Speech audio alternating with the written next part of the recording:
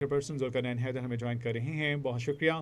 जुल्करनैन साहब, फरमाइएगा क्या कहेंगे ईरान की जानिब से जो 14 निकाती मनसूबा पेश किया गया है उस पर अमरीकी सदर डोनाल्ड ट्रंप का कहना है कि ये नाकाबिल कबूल नहीं है। उनकी जानिब से जो मुतालबात किए गए हैं उन्हें मानना या ना मानना, अभी इस पर हमें वक्त लगेगा, गौर व ख्वास जारी है। क्या कहिएगा, क्या वाक़तन ये पेश की गई तजावीज़ को अमरीका की जानिब से कबूल किया जाएगा या they will go for some other option?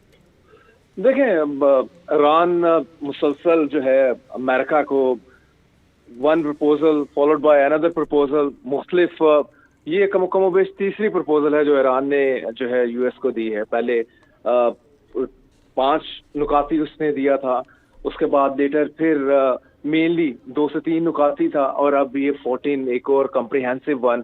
और लेकिन मोर और लेस चीजें वही हैं।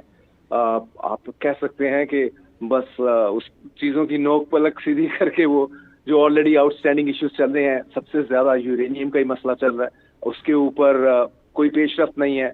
उसमें ही थोड़ा फ्लेक्सिबल हो के इसमें प्रपोजल दी है कि हम क्या कर सकते हैं। सेकेंडली, जो सेकंड स्टिकिंग पॉइंट है दैट इज स्टेट ऑफ हरमुज, अपना हरमुज वाला मुहासरा बाय अमेरिका, और ईरान ने अपनी जगह पे उसका मुहासरा अलग किया हुआ है, जो पट्टी उसके पास है 35 किलोमीटर वाली।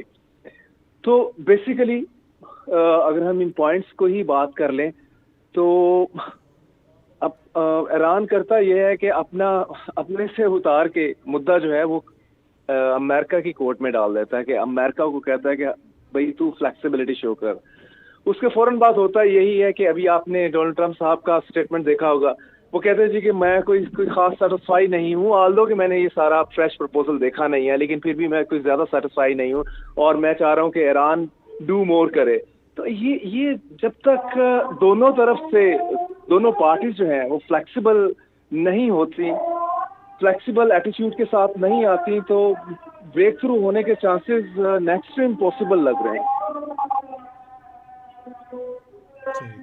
सही। अच्छा, फरमाइएगा, अगर ईरान की बात करी जाए तो उनकी जानिब से जो तजावीज़ पेश की गई हैं टू सम एक्सटेंड अगर जुल्करनैन साहब देखा जाए तो ये तजावीज़ जो हैं इतनी नाजायज़ भी नहीं है। ऑब्वियसली उनकी जानिब से जो कहा जा रहा है कि जनाब अपना हार्मूज़ के हवाले से पाबंदी और उसके साथ साथ अपने जो फ़ौजी हैं वो हटाए जाएँ, तो आपको नहीं लगता है कि ये वो तमाम तर पाबंदियाँ हैं कि जिन्हें हटाया जाना on the part of America अगर मान भी लिया जाए तो it's not gonna make any a big difference?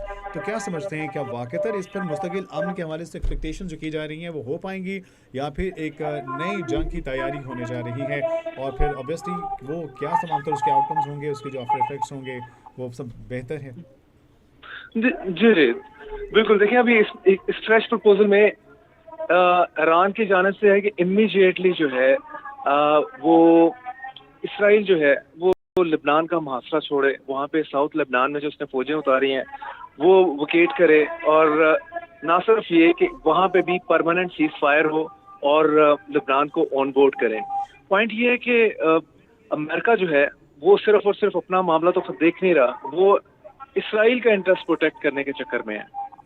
दूसरी जानिब ईरान जो है वो ये नहीं चाहता कि अब ये जो सीज फायर चल रहा है टेम्परेरी, और इसमें सिर्फ और सिर्फ ईरान के साथ ही मामलात होते रहें, जो साथ में लेबनान जुड़ा है और लेबनान को वो छोड़ दे।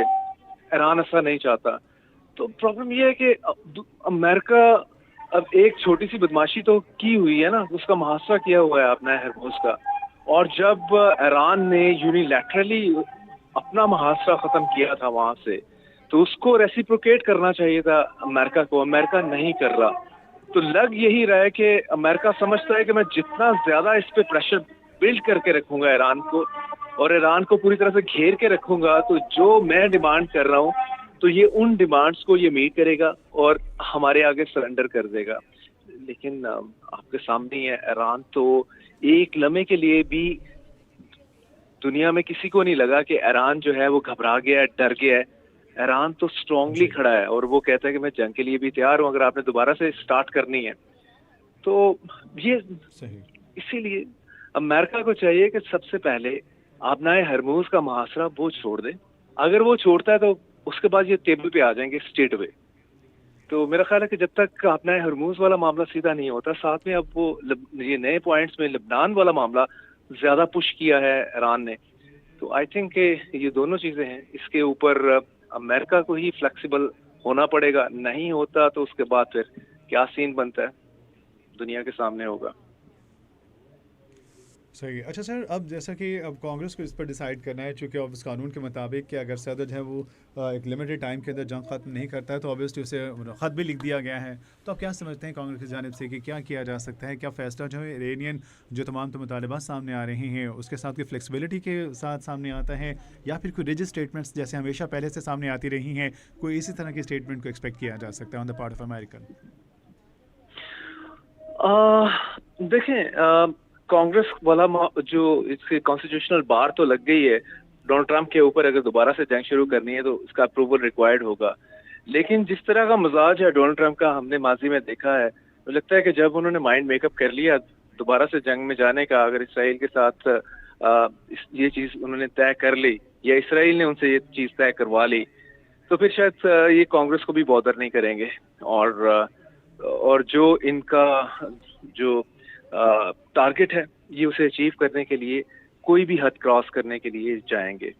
तो मुझे नहीं लगता कि वो कोई इतना ज्यादा जो है उसको रिस्पेक्ट देंगे कांग्रेस को या कॉन्स्टिट्यूशनल बार को। जब आपको पता ही है इस तरह की सिचुएशन, इवन पेट हेग्सेट को मैं सुन रहा था तो वो कह रहा था कि ये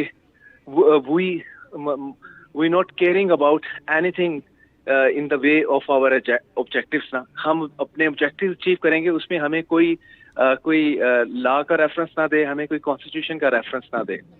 तो ये बिल्कुल ये सिचुएशन उसी तरह की लगी जिस तरह से अमूमन जो ताकतवर होता है वो अपना ऑब्जेक्टिव अचीव करने के लिए, टारगेट अचीव करने के लिए किसी हद तक भी चला जाता है और कानून आइन को अपने पांव नीचे मसल के आगे बढ़ता है। ये हमने देखा है, हर जगह ही देखा है इस तरह का मामला।